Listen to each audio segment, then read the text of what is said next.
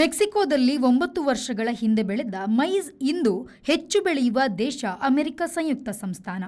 ಧಾನ್ಯ ಕೊಡುವ ಹುಲ್ಲುಗಳಲ್ಲಿ ಎತ್ತರದ ಮತ್ತು ಬಲವಾದುದಾಗಿದೆ ಮೈಜ್ ಹುಲ್ಲು. ಈ ಮೈಜ್ ನುಡಿ ಸ್ಪ್ಯಾನಿಷ್ ಮೂಲದ್ದಾಗಿದೆ. ದಕ್ಷಿಣ ಮೆಕ್ಸಿಕೋ ಮೂಲದ ಈ ಕಾರ್ನ್ ಕಾಳು ಬಿಳಿ ಹಳದಿ ಇರುತ್ತದೆ. ಆದರೆ ವಿಶೇಷ ಬಣ್ಣವನ್ನು ಮಧ್ಯ ಅಮೆರಿಕದಲ್ಲಿ ಈಗಲೂ ಕಾಣಬಹುದು. 3000 ವರ್ಷಗಳ ಹಿಂದೆ ಅಮೆರಿಕ ಖಂಡಗಳಲ್ಲೆಲ್ಲ ಹರಡಿದ ಇದು ಕೊಲಂಬಸ್ ಬಳಿಕ ಲೋಕಕ್ಕೆ ಹಬ್ಬಿತು. ಪ್ರಪಂಚದ 65% ಮೆಕ್ಕೆಜೋಳ ಯುಎಸ್ಎ, ಚೀನಾ, ಬ್ರೆಜಿಲ್ 3 ದೇಶಗಳಲ್ಲಿ ಬೆಳೆಯುತ್ತದೆ.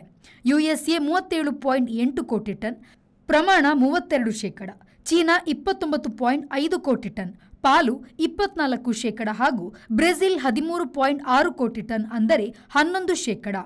ಯುರೋಪಿಯನ್ ಯೂನಿಯನ್ 5.9 ಕೋಟಿ ಟನ್, ಅರ್ಜೆಂಟೈನಾ 5 ಕೋಟಿ ಟನ್, ಯುಕ್ರೇನ್ 3.9 ಕೋಟಿ ಟನ್, ಭಾರತ 3.8 ಕೋಟಿ ಟನ್, ಮೆಕ್ಸಿಕೋ 3 ಕೋಟಿ ಟನ್, ಇಂಡೋನೇಷ್ಯಾ 2 ಕೋಟಿ ಟನ್, ಸೌತ್ ಆಫ್ರಿಕಾ 1.6 ಕೋಟಿ ಟನ್, ರಷ್ಯಾ 1.4 ಕೋಟಿ ಟನ್ ಇವು ಹೆಚ್ಚು ಮೈಜ್ ಬೆಳೆಯುವ ಪ್ರಮುಖ ದೇಶಗಳು.